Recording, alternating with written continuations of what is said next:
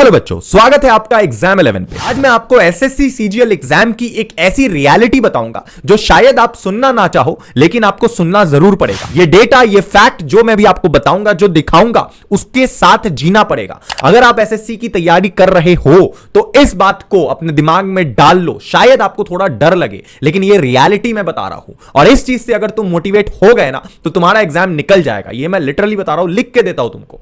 भाई फालतू की चीजों से मोटिवेट मत हुआ करो कि भैया इंटरनेट पे किसी का रील देख लिए, कोई इंस्पेक्टर का रील देख लिए, किसी जीएसटी इंस्पेक्टर का, और बस हो गए, मोटिवेट हो गए। इनकम टैक्स ऑफिसर हम भी बनेंगे, हमको भी ऐसा वर्दी लेकर के रील बनाना है। फालतू की बातें हैं, दिखावटी चीजों के साथ मत मोटिवेट हो। वो बन जाओगे तब देखा जाएगा, लेकिन अभी अगर आपको मोटिवेट होना है तो फैक्ट को देखो, फैक्ट को देख के चीजें सीखो।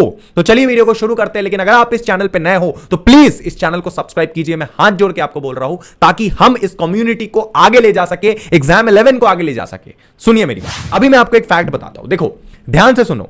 एसएससी सीजीएल एग्जाम जो है वो आपको पता है कि भारत में one of the biggest government exam है, जो कि सेंट्रल गवर्नमेंट की एग्जाम है, जहां पर आपको सारे ऑलमोस्ट सेंट्रल गवर्नमेंट के पोस्ट देखने को मिलते हैं, केंद्रीय सरकार के। तुम्हें यह भी पता होगा कि एसएससी तुम्हारा अगर निकल गया तो तुम्हारा मतलब जिंदगी बदल सकता है। जिंदगी, तुम्हें समाज में, सोसाइटी में वो रिस्पेक्ट मिलेगी जो शायद तुमने कल्पना भी नहीं करी होगी। लिटरली बता रहा हूं, जितना तुम सोच रहे हो ना उसका 10 गुना तुम्हें मिलेगा सोसाइटी से।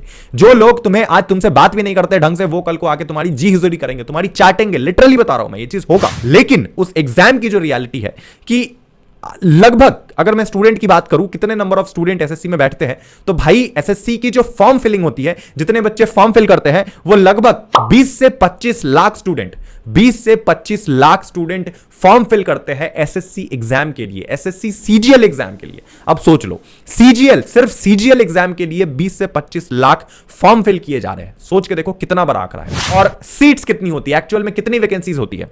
मात्र 8 से 9,000, या फिर अच्छा किस्मत है तो 10,000। इससे ज्यादा सीट्स नहीं होती है, ना ही आने वाले ईयर में इससे ज्यादा सीट होने वाली है। बहुत अच्छा किस्मत हुआ तो ये सीट आएगी। ओके, तो मैं विन विन सिचुएशन ले रहा हूं। उसके बाद जब आप आगे बढ़ोगे, एग्जाम में अपीयर कितने बच्चे कर रहे हैं, ये इंपॉर्टेंट डेटा है, तो वो है 14 से 15 लाख बच्चे। 14-15 लाख बच्चे एग्जाम में एक्चुअली अपीयर कर रहे हैं, और 10 लाख बच्चे अपीयर नहीं कर रहे हैं। अब वो 10 लाख कौन रहे होंगे जो अपीयर नहीं कर रहे हैं? हो सकता है कि उनका कोई इंटरेस्ट कुछ और हो, या फिर उनको मास्टर्स के लिए जाना हो, या फिर अभी अभी उन्होंने जस्ट ऐसे ही फिल कर दिया है वगैरह वगैरह, उनको अब आगे नहीं चाहिए। ठीक है, तो उन्होंने जस्ट ऐसे ही फिल करा है, तो उनका अब कोई इंटरेस्ट नहीं है एसएससी सीजीएल में, इसीलिए वो अब क्विट कर दिए, मान के चलो। ठीक है, तो वो 10 लाख बच्चों को आप हटा दो, आपके पास बचा है 14 से 15 लाख स्टूडेंट। ठीक है, इसके बाद तकरीबन 1.5 से 2 लाख ऐसे बच्चे होते हैं जो कि प्रीलिम्स क्वालिफाई करते हैं, टियर 1 क्वालिफाई करते हैं। 1.5 से 2 लाख बच्चे, 1.5 से 2 लाख बच्चे ऐसे होंगे जो जिनका टियर 1 निकल पाएगा एक्चुअल में, समझ रहे हो? तो और उसके बाद इस 1.5 से 2 लाख में से भी 60 से 70 हजार ऐसे बच्चे होते हैं जो एक्चुअल में मेंस एग्जाम देते हैं। लेकिन जो टोटल नंबर ऑफ बच्चे का सिलेक्शन हो रहा है वो 8,000 है। मतलब अगर आप देखो कि 24-25 लाख बच्चों ने फॉर्म फिल करा, जिसमें से 14-15 लाख बच्चे ही एग्जाम में अपीयर हुए, तो 14-15 लाख से हमारा कंपटीशन है, ना कि 24-25 लाख से। उन्होंने तो उसमें से तो 10 लाख ने एग्जाम ही नहीं दिया।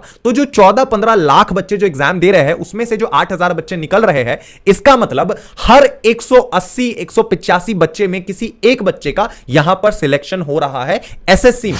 समझ रहे हो तुम? तो सोच के देखो, ये आंकड़ा ना ही बहुत ज्यादा बड़ा है और ना ही बहुत ज्यादा कम है। तो इस बात को अपने दिमाग में तुम्हें डालना पड़ेगा कि अगर तुम्हें एसएससी निकालना है तो कम से कम दिन में 6 से 8 घंटा कंसिस्टेंसी के साथ 8 से 9 महीने तक, इवन 10 महीने तक तुम्हें पढ़ना पड़ेगा कंसिस्टेंसी के साथ। अगर तुम डेली 8 घंटा 7 घंटा कंसिस्टेंसी के साथ 6, 7, 8 महीना पढ़ लेते हो, तो भाई तुम्हें वो जॉब मिल रहा होगा, वो प्रेस्टीज, वो सोसाइटी में वो ओहदा मिल रहा होगा जिसकी तुमने कल्पना तक नहीं करी होगी। अरे आज जो लोग तुम्हारे पीछे बैक बिचिंग करते हैं ना, रातों रात उनकी औकात तुम्हारे सामने खत्म हो जाएगी, और तुम्हारी जो लेवल होगी ना, तुम्हारी जो औकात होगी, उसको वो कभी मैच नहीं कर पाएंगे। लिटरली कभी मैच नहीं कर पाएंगे। अगर उनको वो मैच करना है तुम्हारे दुश्मनों को, तो उनको भी तुम्हारे तरह 8 से 9 घंटा डेली 10 महीने तक पढ़ना पड़ेगा। और जब वो एग्जाम देकर के फाइनली अगर क्वालिफाई कर भी गए किसी तरह, तब तक तुम सीनियर बन चुके होंगे, तो तुमको वो वैसे भी बीट नहीं कर पाएंगे। तो बस तुम्हें 8 से 10 महीने का मेहनत करना है,